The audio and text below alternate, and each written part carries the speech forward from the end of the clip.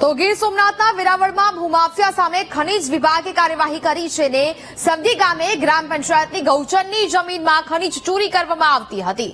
જાણ કરતા ખાણ ખનીજ વિભાગે કાર્યવાહી કરી ગૌચર જમીનમાં બાબુ માવડિયા દ્વારા આ ખોદકામ કરવામાં આવતું હતું। ખનીજ વિભાગે 20 લાખનું જેસીબી મશીન સીઝ કરીને સમગ્ર મામલે તપાસ છે તે હાથ ધરવામાં આવી રહી છે। સંવાદદાતા રોહિત ફોન લાઈન પર જોડાયા છે। રોહિત, ગીર સોમનાથના વેરાવળમાં ભૂમાફિયા સામે ખનીજ વિભાગની કાર્યવાહી, શું વિગતો?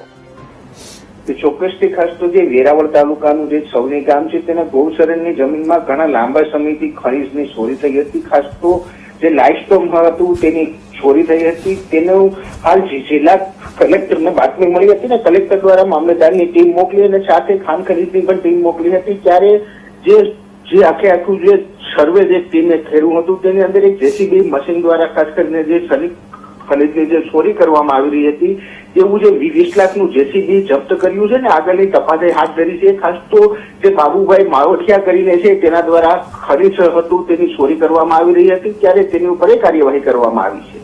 બિલકુલ રોહિત, જાણકારી બદલ આભાર।